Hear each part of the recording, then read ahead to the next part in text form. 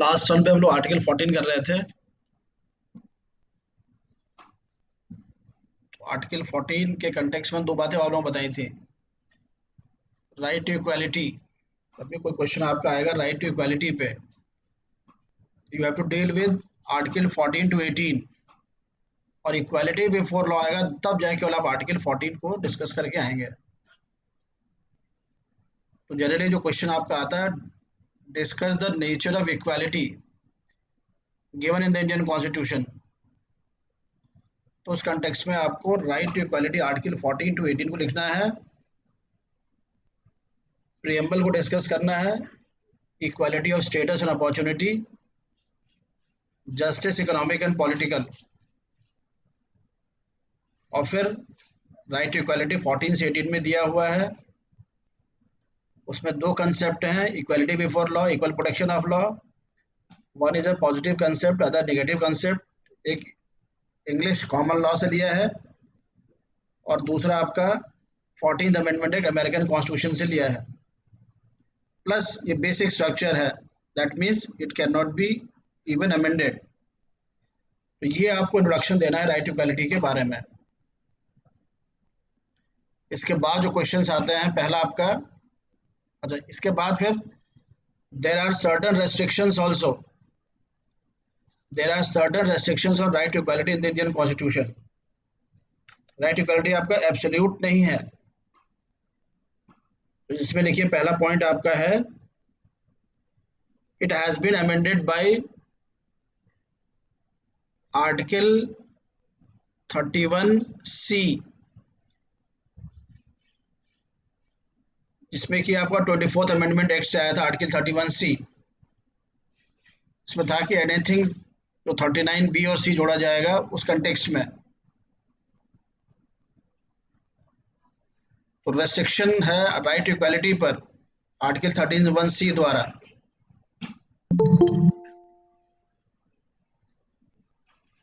Article 31C का restrictions है article 14 पर। दैट मीन्स अगर इक्वालिटी क्लॉज राइट आर्टिकल 14 जो है अगर रेस्ट्रिक्ट भी हो रहा है तो भी that law will be good. 31C आपका। फिर आपका आर्टिकल 359 क्लॉज 1 में during proclamation of emergency except 20 and 21 will be suspended, एक रेस्ट्रिक्शन आपका है। फिर आर्टिकल 361 का है, जिसमें कि प्रेसिडेंट एंड गवर्नर को थोड़ा सा स्टेटस ज़्यादा दिया हुआ है।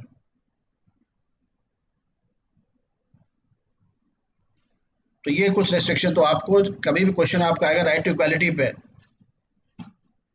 तो first you will have to define what is equality. दो कंसेप्ट है, equality before law, equal protection of law, one American one क्या कहते हैं इंग्लिश, एक पॉजिटिव एक निगेटिव। फिर definition given in preamble, equality of status and opportunity, और justice economic and political. और ये फिर आपका बेसिक स्ट्रक्चर है। इन बातों को डिस्कस करने के बाद फिर restriction article, even it is basic structure लेकिन एब्सोल्यूट नहीं है, इस पर रेस्ट्रिक्शंस है। तो 4 पॉइंट्स आप बताएंगे ये। तो ये तो आपका इंट्रोडक्शन होगा राइट टू इक्वालिटी पर, तब जाकर थोड़ा सा आपका स्टैंडर्ड का क्वेश्चन आंसर बनेगा। वो जो इस पर क्वेश्चंस आते तो मैंने आपको लिखाए थे, Indian constitution forbids class legislation but allows reasonable classification discuss, ये क्वेश्चन आपका आता है। तो ये हम लोगों ने डिटेल डिस्कस किया था लास्ट टर्न पर, कि कैसे क्लास लेजिस्लेशन जो आपका है वो अलाउड नहीं है और रीजनेबल क्लासिफिकेशन आपका अलाउड है। तो लिखिए जरा एक स्टेटमेंट लिख लीजिए, the varying needs of different classes of persons often require separate treatment. The nature of every society is different, और सोसाइटी में the people are of at different level। तो इक्वल्स अनइक्वल्स को आप अलग डिफरेंट ट्रीट करेंगे। जो आपका इक्वालिटी वाला क्लॉज है वही बताता है कि equal should not be treated differently. अगर इक्वल्स को आप डिफरेंटली ट्रीट करेंगे तब जाकर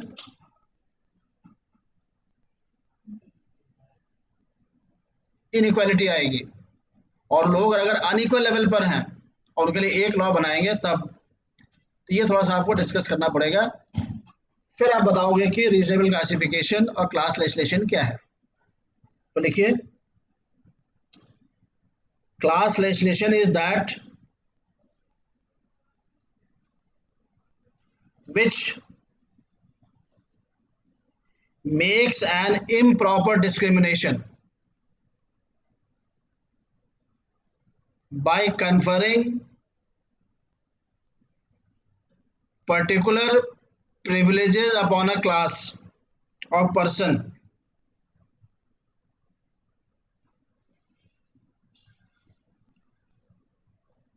from equals in a society। तो क्लास लेजिस्लेशन का मतलब यह है कि सोसाइटी में इक्वल लोग हैं, उसमें आप कुछ लोगों को सेपरेट कर कर कोई प्रिविलेज दे देते हैं। This is class legislation, this is forbidden. Equal लोग हैं, अगर उसमें आप एक क्लासिफिकेशन कर देंगे, डिस्क्रिमिनेट कर देंगे इक्वल्स में ही, और कुछ लोगों को स्पेशल प्रिविलेज दे देंगे, that is inequality, that is forbidden. तो क्लास लेजिस्लेशन जो है वो फॉरबिडन है। But reasonable classification is not forbidden. और रीजनल क्लासिफिकेशन क्या है? मैंने आपको केस लॉ लिखाया था, रामकृष्ण डालमिया वर्सेस जस्टिस तेंदुलकर। उसमें जस्टिस डालमिया ने डिस्कस किया था पूरा सारा चीज। तो देर आर टू कंडीशंस,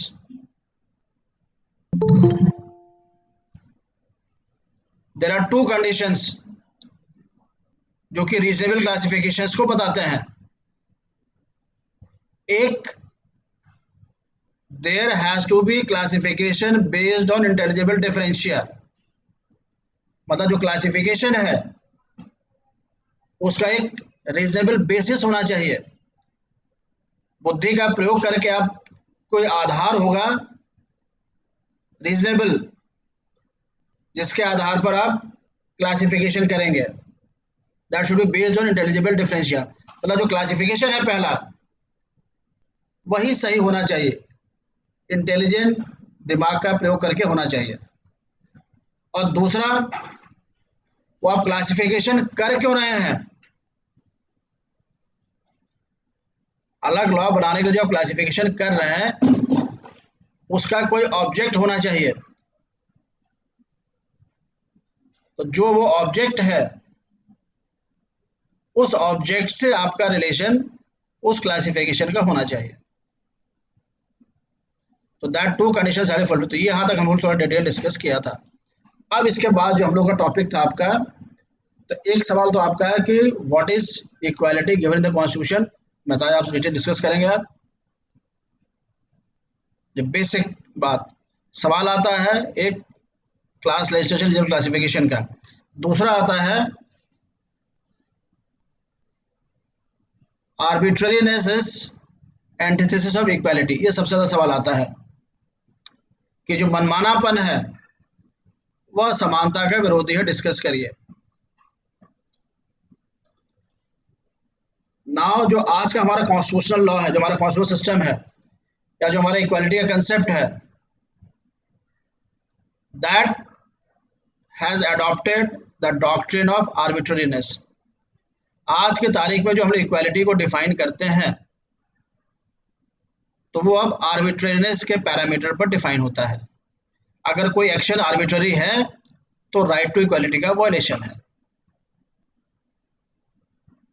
तो रीजनेबल क्लासिफिकेशन और जो प्रिंसिपल है, अब कोर्ट ने कहा है या माना है कि now this is of academic nature, या पुरानी बात हो गई।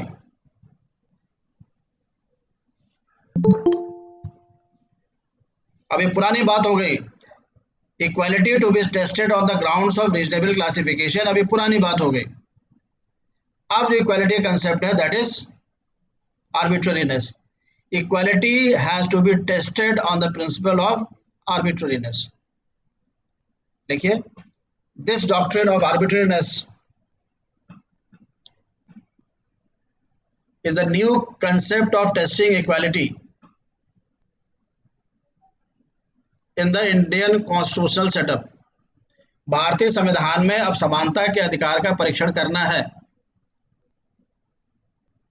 तो उस परीक्षण का आधार होगा मनमानेपन का सिद्धांत, डॉक्ट्रिन ऑफ आर्बिट्रीनेस।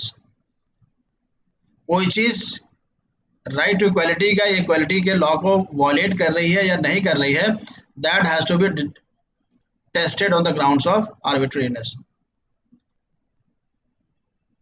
तो अभी हम लोग डिस्कस करेंगे कि आर्बिट्रीनेस ही रूल ऑफ लॉ का बेसिस है।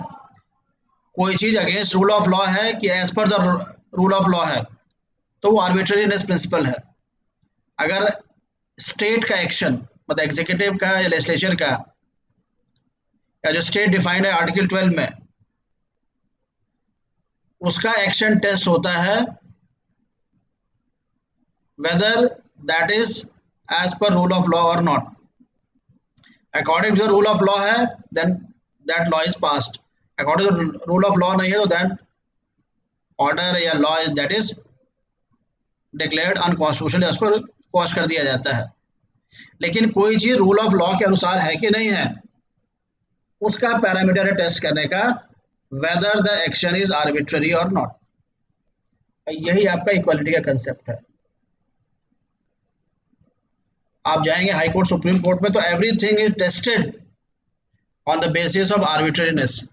तो arbitrariness is the latest doctrine, latest principle on the basis of which Article 14, right to equality or rule of law is tested. The action of the state is tested whether that particular act of the state is arbitrary or not. अगर arbitrary है, that means it violates Article 14, it violates right to equality, it violates rule of law. तो ये आपका latest doctrine है, इसको थोड़ा सा आपको समझना है। This concept has been evolved by the Supreme Court in E.P. Roypa versus Union of India. तो लेटेस्ट आपका केस आपका है E.P. Roypa versus State of Tamil Nadu. In the case of E.P. Roypa versus State of Tamil Nadu, the Supreme Court evolved the doctrine of arbitrariness. इसमें supreme court ने कहा कि जो regional classification का जो सिद्धांत था, जो प्रिंसिपल है, वो अब एक एकेडमिक नेचर का प्रिंसिपल है। अब आपको इक्वालिटी को टेस्ट करना है, तो that has to be tested whether the act is arbitrary और नॉट। अगर आर्बिट्ररी है तो इक्वालिटी क्लॉज को वॉलेट कर रहा है, रूल ऑफ लॉ को वॉलेट कर रहा है, आर्टिकल 14 को वॉलेट कर रहा है। और कोर्ट ने कहा कि arbitrariness is antithesis of equality. यही प्रश्न आता है, arbitrariness is antithesis of equality, discuss या कमेंट। मनमानापन समानता के अधिकार का विरोधी है, व्याख्या करिए। तो आप बताएंगे this is the latest doctrine, latest principle on the basis of which equality is tested, on the basis of which any act of the state is tested. तो मनमानापन होता क्या, what is arbitrariness? Arbitrariness means anything which has been done without application of mind. किसी भी कृत्य का, कोई भी जो कृत्य हो रहा है, बिना बुद्धि का प्रयोग करके वो एक्शन लिया गया है, बिना बुद्धि का प्रयोग करके वो एक्शन लिया है, that is arbitrary action. Reasonable classification है कि नहीं है वो अलग बात है, लेकिन अगर कोई, जैसे कि आपने कह दिया, जैसे आप इलाहाबाद में आपको कई लोग रहते हैं, तो जब कुंभ का मेला यहाँ लगता है, या किसी भी देखेंगे आप, किसी भी जब भी कोई भीड़ भाड़ होती है, कोई बड़ा नेता आता है या कहीं पर कोई बड़े बड़े फंक्शंस होते हैं, तो रूट डाइवर्ट कर दिया जाता है। तो रूट डाइवर्ट कर दिया जाता है कुंभ के समय में, तो वह एक्शन डिस्ट्रिक्ट मजिस्ट्रेट का सही माना जाता है। लेकिन वही रूट डाइवर्जन आज कर दे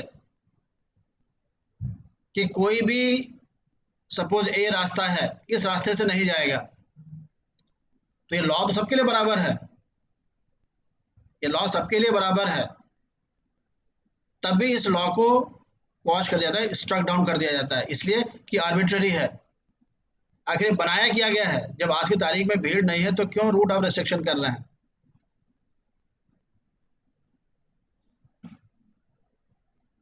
उसका कोई औचित्य नहीं है, दैट इज आर्बिट्ररी। तो मैंने आपको जब स्टार्ट किया था हम लोगों ने आर्टिकल 14, तो एक मैंने आप लोगों को प्रॉब्लम दिया था कि यूनियन गवर्नमेंट ने यह तय कर दिया कि 1 जनवरी 1995, 1 जनवरी 1995 के जो पहले के लोग रिटायर हुए हैं उनकी पेंशन 10 रुपये रहेगी, और 1 जनवरी 1995 के बाद जो लोग रिटायर हुए हैं उनकी पेंशन 10,000 रुपये रहेगी।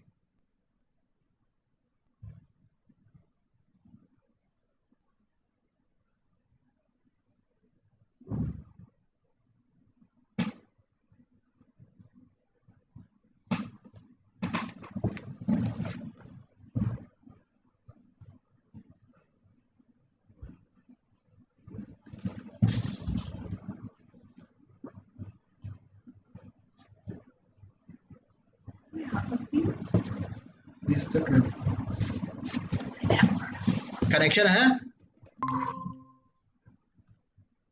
एनीवन? आवाज आ रही है मेरी? कोई बताया अनम्यूट करके अपना। ओके,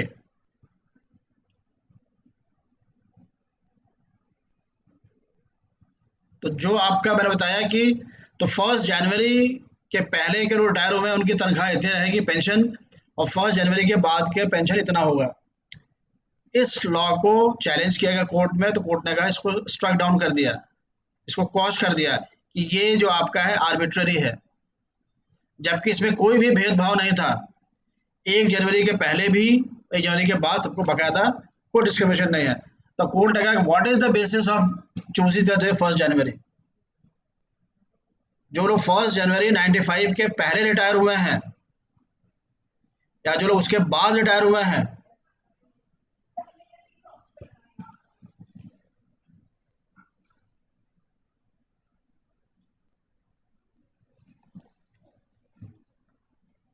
जो लोग रिटायर हुए हैं,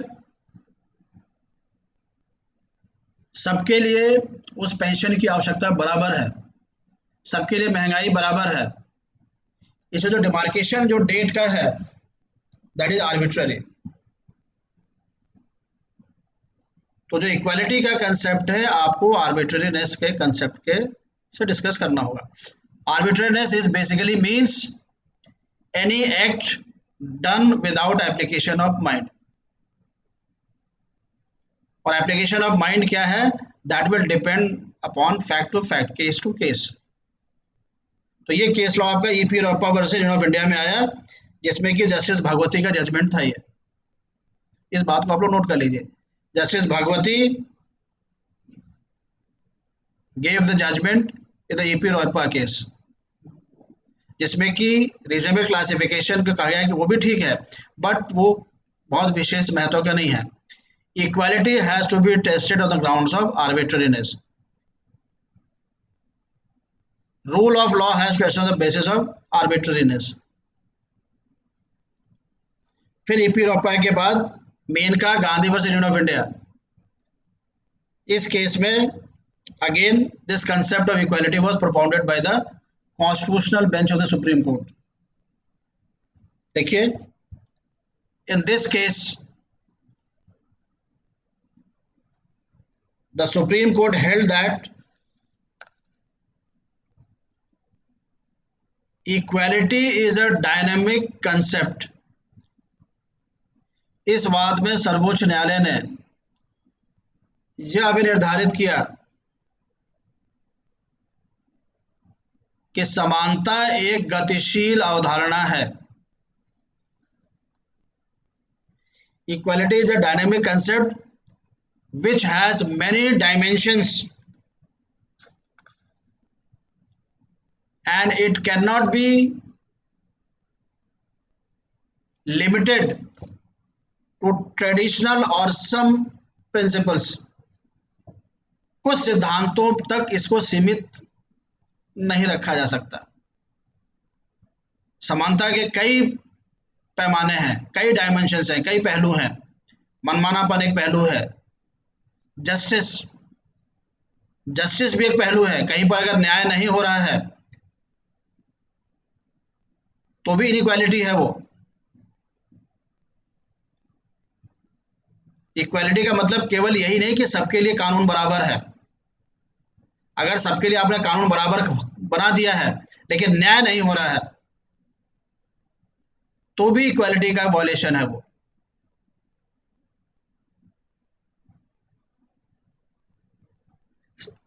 अलग अलग परिस्थिति में लोग हैं लेकिन सबके लिए आपने एक ही नियम बना दिया है। लॉ तो एक ही है, इक्वालिटी आप कहेंगे इक्वालिटी है, लेकिन नहीं, क्योंकि उससे न्याय नहीं हो पा रहा है।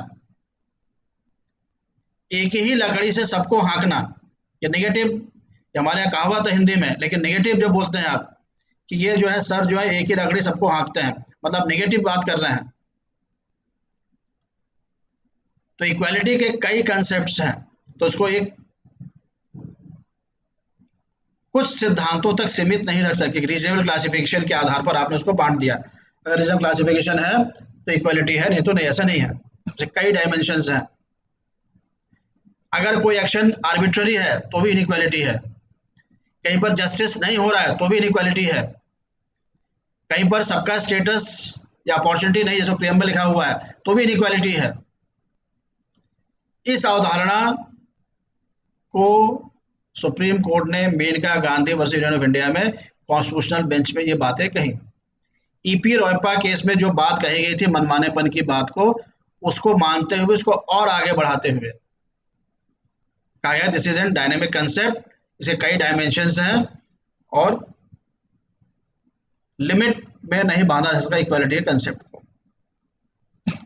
उसके बाद देखिए इंटरनेशनल एयरपोर्ट अथॉरिटी केस, इसको बोलते हैं आपका RD. Shetty versus union of India. In this, the Supreme Court again reiterated the principle of arbitrariness for equality। इस वाद में पुनः सर्वोच्च न्यायालय ने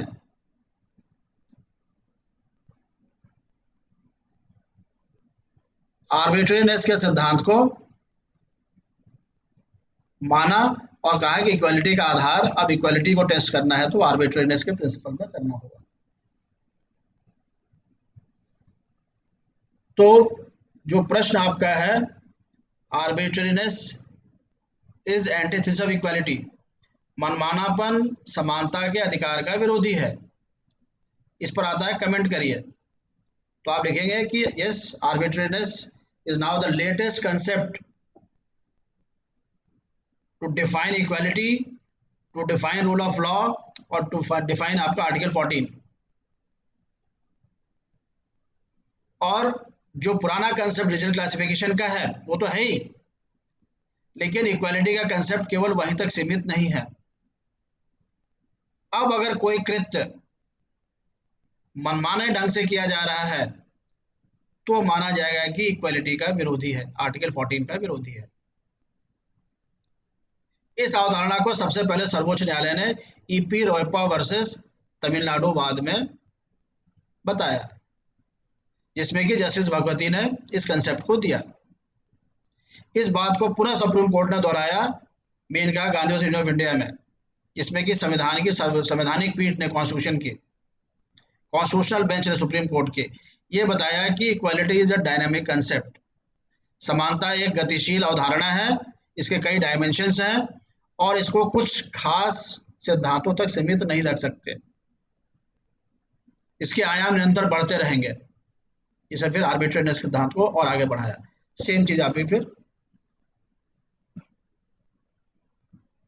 तो ये कंसेप्ट आपको, इतनी बातें इसमें लिखेंगे आप। 3 केस लॉ है मेजर। उसके बाद फिर आपको एग्जाम्पल डीएस नकारा के जो मैंने बताया, ये पेंशन वाला, वो आपका डीएस नकारा वर्सेस यूनियन ऑफ इंडिया, इसमें पेंशन की डेट रख दी गई थी 1 जनवरी। तो उसके आधार पर अब अगर सवाल आता है कि discuss right to equality, equality before law, तो जो मैंने आपको बताया पहले पैराग्राफ लिखना है वो भी लिखना पड़ेगा। फिर एक पैराग्राफ है रीजनल क्लासिफिकेशन के बारे में लिखना पड़ेगा कि ये सिद्धांत, इसको आगे बढ़ाते हुए रीजनल क्लासिफिकेशन के सिद्धांत को जस्टिस दास इन डालमिया केस बाद में दिया। फिर बताएंगे कि 2 सिद्धांत हैं उसके। फिर बताएंगे कि आप now this has again changed, और अब आर्बिट्रेरीनेस का सिद्धांत आ गया है, इसमें कि आप 3 केस लॉ को देंगे। तो अगर एक कॉम्प्रिहेंसिव सवाल आता है इक्वालिटी के ऊपर, तो व्हाट इज इक्वालिटी, उसको डिफाइन करिए।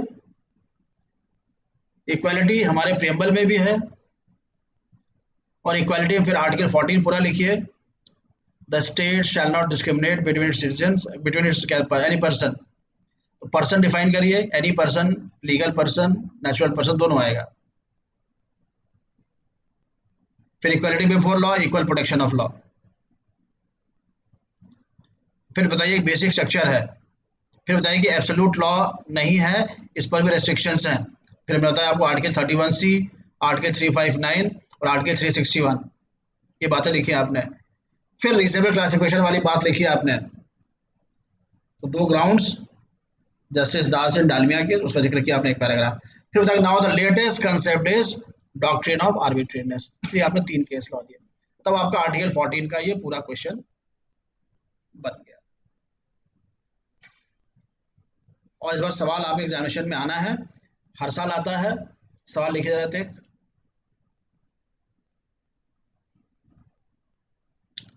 डिस्कस द राइट्स ऑफ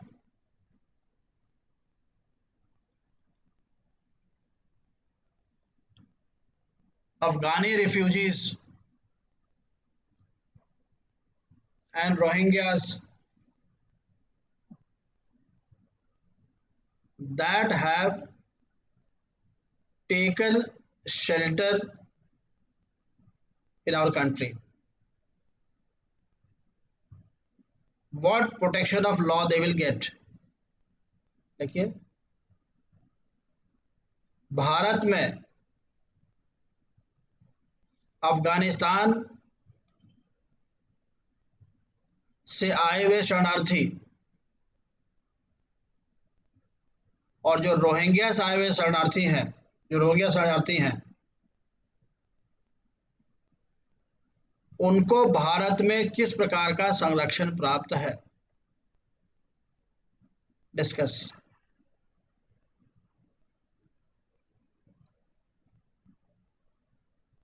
तो ये क्वेश्चन आपको तैयार करना है।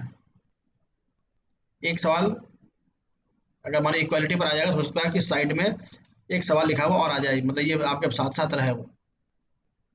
और एक आपको क्वेश्चन तैयार करना है, discuss the nature of equality given in our constitution. फिर आप पूरा डिस्क्राइब करेंगे जो मैंने बताया, उसका डेफिनेशन, रेस्ट्रिक्शंस क्या है, रिजर्व क्लासिफिकेशन और डॉक्ट्रिन ऑफ आर्बिट्रेरीनेस। फिर तीसरा सवाल आ सकता है, डॉक्ट्रिन ऑफ रीजनेबल क्लासिफिकेशन क्या है, उसके प्रिंसिपल्स लिखिए। या फिर केवल आ सकता है डॉक्ट्रिन ऑफ आर्बिट्रेरीनेस। तो यही 4 या 5 सवाल आपके जनरल सवाल बनता है राइट टू इक्वालिटी पर, रीजनेबल क्लासिफिकेशन पर बनता है और आर्बिट्रेरीनेस पर बनता है। इन तीनों क्वेश्चंस का आंसर आप लोग लिखकर रख लीजिए। हर दूसरे साल एग्जाम में आता है, मेन एग्जामिनेशन में, और लिखेंगे तभी अच्छा लिख पाएंगे। Otherwise what is class legislation नहीं लिख पाते हैं आप, व्हाट इज रीजनेबल क्लासिफिकेशन आप नहीं लिख पाते हैं आप, what is principle of arbitrariness क्या होता है नहीं लिख पाते, ना समझा पाते हैं।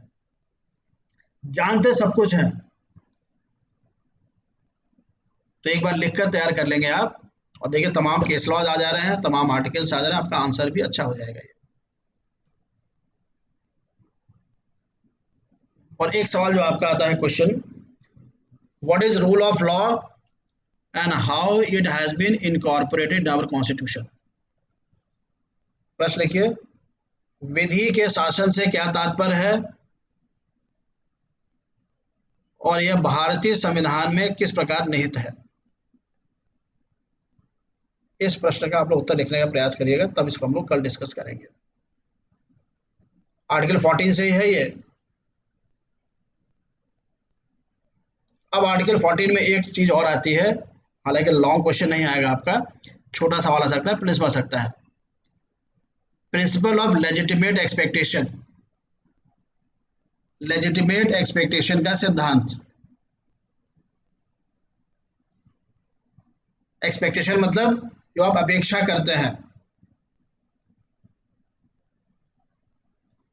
लेजिटिमेट का मतलब आपका हो गया यथोचित अपेक्षा करना। इसका मतलब यह है, और आर्टिकल 14 से निकला हुआ है, इसका मतलब यह है कि नागरिक अपने सरकार से यह लेजिटिमेट एक्सपेक्टेशन करते हैं।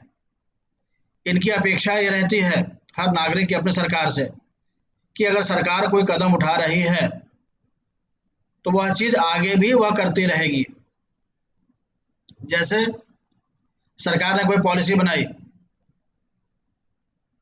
कि उत्तर प्रदेश में जो भी इंडस्ट्री लगाएगा उसको ये टैक्स में छूट दी जाएगी।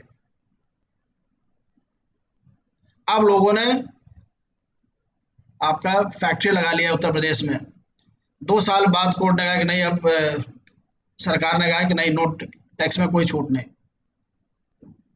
तो ये आर्बिट्ररी हुआ, आर्टिकल 14 का वायलेशन हुआ, क्योंकि हर नागरिक की अपेक्षा करता है कि अगर सरकार ने कोई वादा किया है तो वो उसको आगे निभाते रहेंगे। ऐसा तो लॉ बना के हटा लिया उसको। तो प्रिंसिपल ऑफ लेजिटिमेट एक्सपेक्टेशन भी आर्टिकल 14 का ही पार्ट है। इसका अर्थ ये होता है कि हर नागरिक अपेक्षा करता है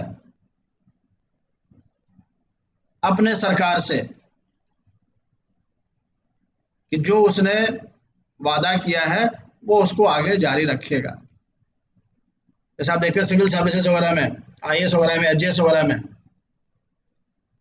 आप हमारी एज आईएएस की 32 ईयर्स है। इस चीज को दिमाग में रखकर लोग स्टूडेंट्स तैयारी कर रहे हैं, नेक्स्ट ईयर कह दें कि एज 25 साल रहेगी। तो जिन लोगों ने अपने अटेम्प्ट्स रखे थे वो तो बेकार हो गए स्टूडेंट्स। तो ये लेजिटिमेट एक्सपेक्टेशन सरकार से स्टूडेंट कम्युनिटी का है कि आज अगर एज 32 साल है तो आगे भी रहेगी। इसलिए आप देखते हैं कि अगर कभी एज घटाई जाती है किसी एग्जामिनेशन की तो उतने साल का रिबेट दिया जाता है। अगर 32 साल से 25 किया गया, मतलब 7 साल कम किया गया, तो ये नियम 7 साल बाद लागू होगा ताकि लोग अपने उसमें एडजस्ट कर सकें।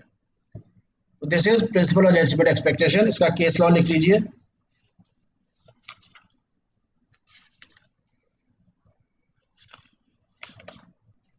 लिखिए केस लॉ।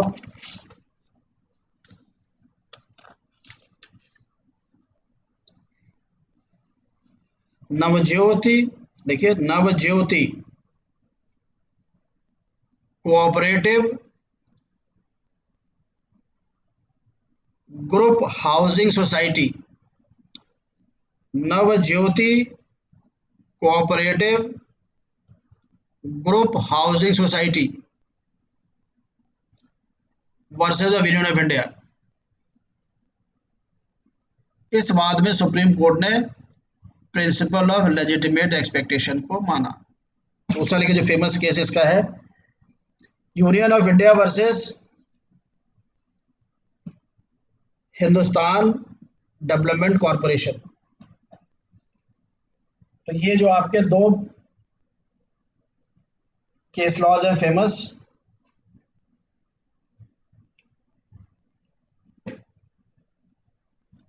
जो कि प्रिंसिपल ऑफ लेजिटिमेट एक्सपेक्टेशन पे है। तो ये बेसिकली केस लॉ सकता है या थोड़ा सा आप अपने आंसर में जिक्र कर सकते हैं।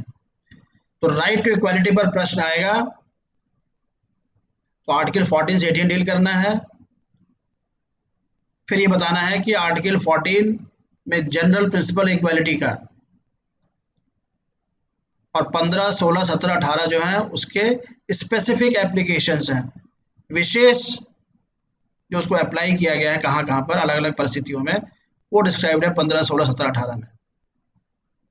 फिर ये इक्वालिटी का कंसेप्ट हमारा प्रीएम्बल से लिया गया है, equality of status and opportunity और जस्टिस इकोनॉमिक एंड पॉलिटिकल।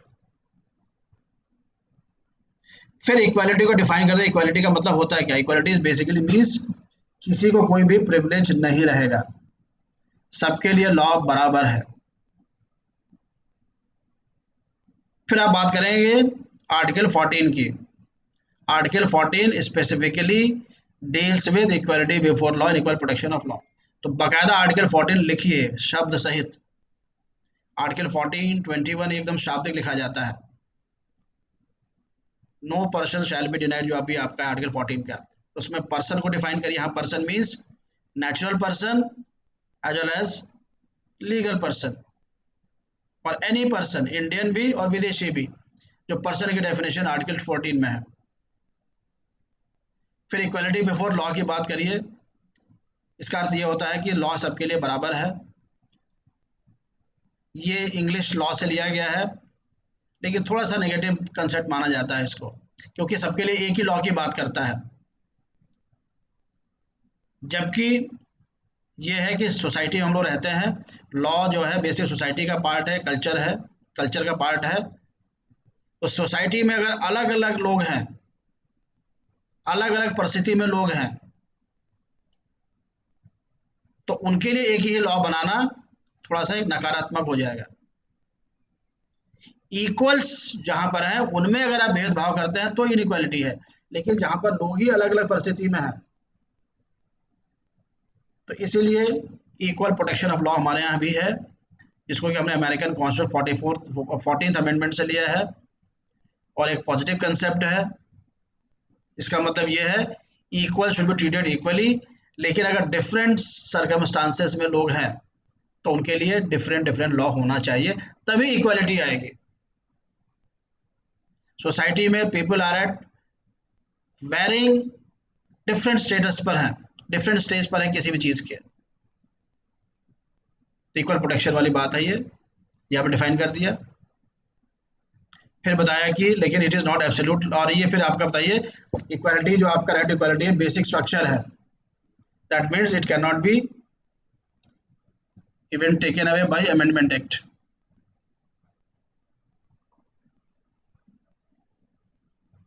फिर but it is not an absolute, equality भी जो राइट इक्वालिटी जो वो एब्सोल्यूट फंडामेंटल राइट, उस पर भी कुछ रेस्ट्रिक्शंस हैं। तो आर्टिकल 31C ने लगाया है। फिर 31A और बी में भी है, 31A, 31B, 31C में तीनों में जो है आर्टिकल 14 पर रेस्ट्रिक्शन लगा रखा है। फिर आर्टिकल 359 की बात आप करेंगे, जब नेशनल इमरजेंसी लग जाती है तो this right equality are suspended, केवल 20 और 21 रह जाता है। फिर आर्टिकल 361 की बात करेंगे आप, जिसमें कि प्रेसिडेंट गवर्नर को स्पेशल प्रिविलेज दिया गया है। तो इतना लिखने के बाद फिर बताएंगे कि इक्वालिटी का जो कंसेप्ट हमारा है उसमें दो स्पेशल डॉक्ट्रिन्स हैं। एक है प्रिंसिपल ऑफ रीजनेबल क्लासिफिकेशन, उसको थोड़ा डिस्कस करिए, और आर के डालमिया वर्सेस जस्टिस तेंदुलकर वाद का जिक्र करिए, और जस्टिस दास ने इस क्लासिफिकेशन को पूरा डिस्क्राइब किया, क्या मतलब है इसका। फिर but now right to equality is tested on the grounds of doctrine of arbitrariness. Arbitrariness क्या है वो डिफाइन किया एक लाइन में। This concept evolve by supreme court in EP Royappa case Tamil Nadu. उसके बाद फिर मेनका गांधी डायनामिक कंसेप्ट, और फिर आपका R D Shetty versus international airport authority case describe कर दिया आपने। फिर एग्जाम्पल दे दिया डीएस नगारा केस, पेंशन वाला जो बताया मैंने आपको। लास्ट में आप कहेंगे कि दैट मीन्स अगर सारे इक्वालिटी के टेस्ट को कोई एक्शन पूरा कर रहा है, लेकिन अगर आर्बिट्ररी है तो आर्टिकल 14 का वायलेशन माना जाएगा। फिर इसी प्रिंसिपल से हमारा निकला हुआ, इसी आर्टिकल से निकला, 14 से इक्वालिटी निकला हुआ है प्रिंसिपल ऑफ लेजिटिमेट एक्सपेक्टेशन। इसका अर्थ ये होता है, इसमें दो केस हुआ है। इतना करके आपका ये राइट टू इक्वालिटी का कंसेप्ट जो क्वेश्चन आपका है पूरा हो जाता है। एप्लीकेशन में जो मैंने बताया आपको, रोहिंग्याज और जो अफगानिस्तान से आ रहा है उसे कंटेक्स्ट में आपको इस बात को लिखना होगा। अब इसके बाद अगर राइट इक्वालिटी की बात बताएं कि 14 से लेकर 18 तक लिखना होगा, तो 15, 16, 17, 18 के बारे में एक एक पैराग्राफ आपको लिख देना पड़ेगा। आर्टिकल 15 में क्या है,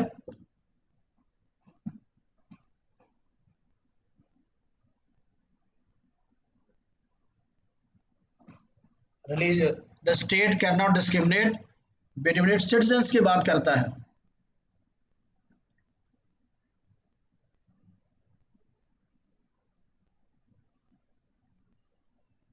सिटीजन्स में डिस्क्रिमिनेट नहीं कर सकता है only on grounds of religion, race, caste, sex, place of birth. तो ये भी इक्वालिटी का स्पेसिफिक एप्लीकेशन है कि इस आधार पर डिस्क्रिमिनेशन नहीं होगा। लेकिन सोशल रिफॉर्म्स के बाद फिर 15(2) में है। अब 15(3) में क्या है, विमेन एंड चिल्ड्रन के लिए, तो जो आपका आर्टिकल 14 का है इक्वल प्रोटेक्शन ऑफ लॉ, फिर प्रिंसिपल अप्लाई हो जाता है आर्टिकल 15(3) पर, क्योंकि विमेन और चिल्ड्रन, बच्चों का और महिलाओं का स्टेटस अलग है, they have to be treated differently. इसलिए आप बच्चों के लिए अलग से लॉ बनते हैं तो आप नहीं कह सकते हैं कि ये इक्वलिटी बिफोर लॉ का वायलेशन है। तो महिलाओं और बच्चों के लिए विशेष कानून बन सकते हैं। अब आइए 15(4),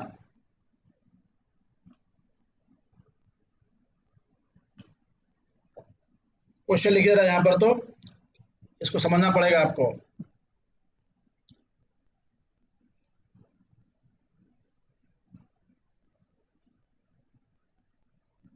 discuss special provision for socially and educationally backward classes with respect to employment, with respect to public employment and other facilities।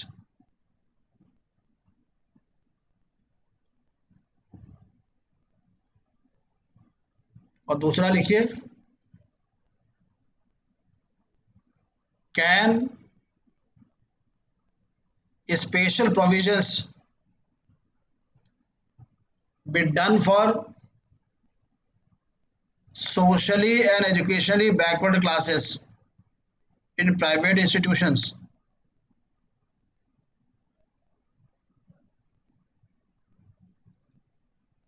और अगला सवाल,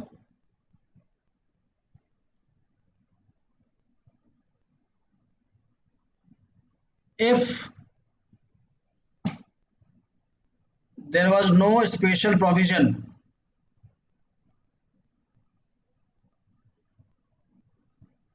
for socially and educationally backward classes in Article 15 and 16, Article 14 was sufficient to promote the reservation policy। ये प्रश्न आप लोगों को समझ में आया? प्रश्न दो तो दिखा दिया मैंने आपको। प्रश्न यह है कि अगर अनुच्छेद 15(4) में जो स्पेशल प्रोविजन की बात की गई है, socially and educationally backward classes, और 16(4) में जो आरक्षण की बात की गई इन पब्लिक एम्प्लॉयमेंट, कहा यह जाता है कि इसी के आधार पर ही आरक्षण दिया जाता है। लेकिन अगर संविधान में 15(4) और 16(4) नहीं होते तो क्या आरक्षण नहीं दिया जा सकता था? ये प्रश्न आपका है, कई बार डिस्कस के एग्जाम्स में आता है। ये एनएम थॉमस केस में कहा गया था ये। तो मैं ये आपको इश्यूज बता दे रहा हूँ, पढ़ के आएंगे थोड़ा समझने में आसानी, थोड़ा टफ क्वेश्चन है ये। एक लिखिए, discuss difference between article 15 and 16। अनुच्छेद 15 और 16 में क्या अंतर है, इस पर चर्चा करिए। पहला सवाल, 2 साल में लिखाई दिया। दूसरा, what is difference between socially and educationally backward classes given in article 15(4) and the provision backward classes given in article 16(4)। मतलब 15(4) में जो टर्म दे रखा है socially and educationally backward class, सामाजिक और शैक्षिक रूप से पिछड़ा वर्ग, और 16(4) में दिया हुआ है आर्टिकल 16(4) में बैकवर्ड क्लास टर्म दे रखा है। इन दोनों टर्म्स में क्या ये दोनों चीजें एक ही हैं या अलग अलग हैं? तो आर्टिकल 15 में आर्टिकल 16 में क्या अंतर है यह समझना पड़ेगा। दूसरा, अगर 15(4) और 16(4) ना होते तो क्या आरक्षण दिया जा सकता था? तीसरा, क्या शिक्षण प्राइवेट शिक्षण संस्थाओं में भी सरकार आरक्षण कर सकती है जो 15(5)? और अगला, 15(4) में जो शब्द का प्रयोग किया गया socially and educationally backward class, और 16(4) में जो बैकवर्ड क्लास कहा गया है, इन दोनों में क्या अंतर है? तब जाके पूरा आपको रिजर्वेशन का सिस्टम समझ में आएगा, कंसेप्चुअली आपको बात समझ में आएगी। और फिर नेक्स्ट लिखिए, what is positive discrimination policy and what are the rules of reservations given by constitution of India. सकारात्मक भेद नीति क्या है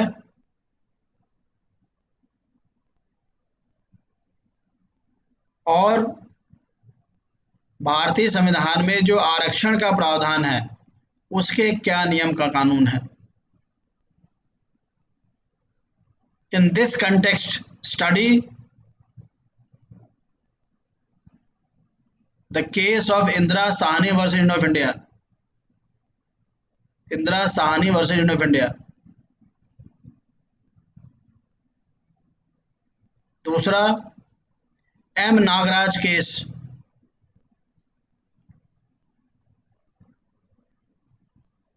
तीसरा, the concept of creamy layer.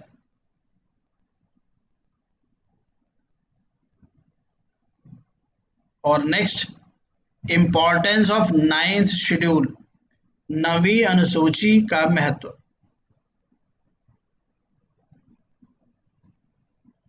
जो मैंने आपको ये कंसेप्ट या क्वेश्चन लिखा है 15(4) और 16(4), इस कंटेक्स्ट को जो पूरा समझेंगे इस संदर्भ में, तब जाके आपको पूरा रिजर्वेशन पॉलिसी समझ में आएगी, 15(4) समझ में आएगा, 16(4) समझ में आएगा, आरक्षण क्यों होता है, क्या दिक्कतें हैं, तमाम चीजें। और सबका बैकग्राउंड आर्टिकल 14 है। इक्वल प्रोटेक्शन ऑफ लॉ का जो कंसेप्ट है उसी अवधारणा से ये पूरा सिस्टम आपका 15 का और 16 का चल रहा है।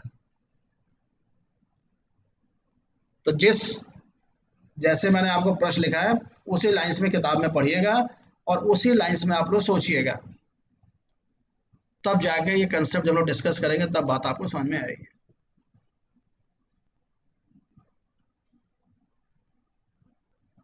तो जान रहे हैं कि रिजर्वेशन पॉलिसी को लेकर इम्पोर्टेंस है, इसलिए कि एसए में निबंध, पीसीएस जे में जो एचजेएस में जो निबंध का सवाल आता है 60 नंबर का पीसीएस में, जे में, और मेगा 30 मार्क्स का एचजेएस में, निबंध पर सवाल आपको मिलेगा, जनरल स्टडीज में मिलेगा। और एक हम लोगों ने सवाल किया था आपका रिजर्वेशन को लेकर अभी लास्ट टर्म पर, जो मेडिकल कॉलेजेस में या इन सब में जो रिजर्वेशन का इशू है, और जो अभी कास्ट सेंसस की बात चल रही है, कास्ट सेंसस वाली जो बात है, जात के आधार जो जनगणना है, वो सारा का सारा इशू 15 आर्टिकल 15 और आर्टिकल 16 संबंधित है। तो निश्चित रूप से इस पर प्रश्न आप जनरल स्टडीज में पाएंगे, लॉ में पाएंगे और निबंध में पाएंगे। और जो बार बार हम डिस्कस कर रहे हैं कि चीज़ों की कितनी बारीकी से डिस्कस कर रहे हैं कि मान लीजिए कि पीछे जब 1000 का है आपका रिटर्न, अगर आपने 500 का भी बहुत बारीकी से डिस्कस कर लिया तो आप थ्रू हैं। 500 क्या 200 मार्क्स, 200 मार्क्स का अटेम्प्ट आपने बहुत अच्छा कर लिया और 800 का जनरल किया आपने, तो इस 200 मार्क्स का है, बाकी लोगों को मिलेगा 100 नंबर, आपको मिल जाएगा 120 नंबर, और उसी में आपको लीड ले लेंगे आप। तो जो चीज़ आपको समझ में आने लगे उसको कई बार करिए। ये मत सोचिए कि हमारा एक ही एक्ट है या दो ही एक्ट है। आपको कोर्स नहीं खत्म करना है, आपको लीड लेना है। सारे एक्ट सारे बच्चे पढ़ेंगे और सब घुमा फिरा के देखेंगे, सब एक जैसा ही आंसर करके आते हैं, क्योंकि सबने जनरल पढ़ाई कर रखी है, सबने सब एक ही चीज करके आते हैं। लेकिन कुछ चीजें इसमें आप अच्छा कर सकते हैं जो कि बाकी स्टूडेंट अच्छा नहीं कर सकते हैं, वहीं आपने लीड ले लिया। 60 मार्क्स का कॉन्स्टिट्यूशन है, 60 मार्क्स का एसए है, 60 मार्क्स का आपका सीआरपीसी है, और जब हम लोग इतना डिस्कस कर रहे हैं, आपको जनरल स्टडीज में कितना भी आप पढ़ के जाएंगे, 200 में से 150 मार्क्स का ही स्टूडेंट्स को आता है, 50 नंबर का नहीं आता है उनको, किसी को नहीं आता रहता है। तो जो आप जनरल पढ़ाइयाँ किए रहते हैं, उसी के बाद उसी के आधार पर 50 नंबर आप अटेम्प्ट करके आते हैं, उस 50 में 10-12 मार्क्स आपको मिल जाता है। तो the acts and the issues जिसमें आपको अच्छा करने का मौका मिल रहा है, उसमें पूरा टाइम दीजिए, पूरा उसको लिखिए, बार बार लिखिए, बार बार करिए। तो हम लोग अभी constitution, CrPC, evidence, CPC, IPC, इनको हम लोगों ने विशेष टारगेट बना रखा है। सारे स्टूडेंट्स पढ़, सबको लगता है कि सब करके, आईपी सोचते हैं कि हम सब लोग अच्छा करके आ रहे हैं, आईपीसी में स्टूडेंट्स गलत करके आते हैं। तो आईपीसी जैसे डिस्कस करेंगे कि आप एक एक चीज़ बारीकी से कर पाएंगे। 50 मार्क्स का था कंपलसरी, और लोकल एक्ट्स तो जो है बाद में है।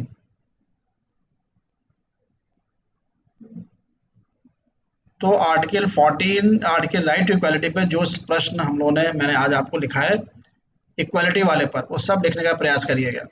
नहीं पूरा लिखेंगे, पॉइंट से लिखिएगा। अगर इक्वालिटी प्रश्न आएगा तो मुझे ये हेड्स टच करना है, रीजनेबल क्लासिफिकेशन आएगा तो ये हेड्स टच करना है,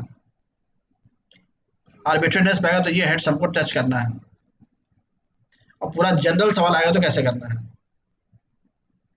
फिर अब हम लोग आर्टिकल 15 और 16 करेंगे कल। तो आर्टिकल 15 और 16 में जो मैंने क्वेश्चंस बताए हैं, इस लाइंस पर आप पढ़ के आएंगे तभी बात समझ में आएगी। ये तो आपको लगेगा सर भाषण दे रहे हैं केवल, आप उस एंगल से उसको सोच कर आइएगा, तो बात आपको आसानी समझ में आ जाएगी। हम लोग 15 करेंगे, 16 करेंगे कल, और सीआरपीसी का कुछ पोर्शन करेंगे, और क्लास आपके रेगुलर चलेगी, डोंट वरी। लॉ तो रेगुलर आपका चलेगा ही। जनरल स्टडीज का क्लास आपका 10 अक्टूबर, जो आपका आईएएस का एग्जाम हो जाएगा उसके बाद फिर, और बीच बीच में करंट अफेयर्स में आपको पढ़ाता रहूंगा। किसी को कुछ पूछना है आज? Anyone want to ask any question?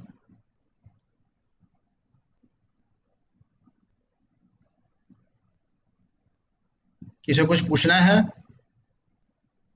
देखिए, constitution is a very heavy subject.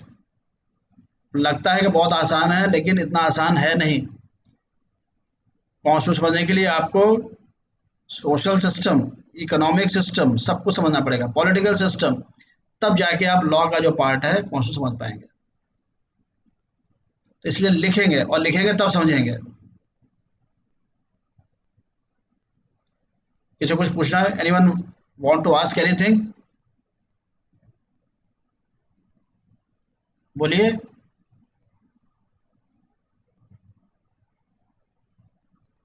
जो क्वेश्चन पूछना है, ओके। कल फिर आपका 9:30 से क्लास रहेगा, तो फिर डिस्टर्ब आपका नहीं होगा। 9:30 टू 10:30 कल क्लास आपका रहेगा। Okay, good night.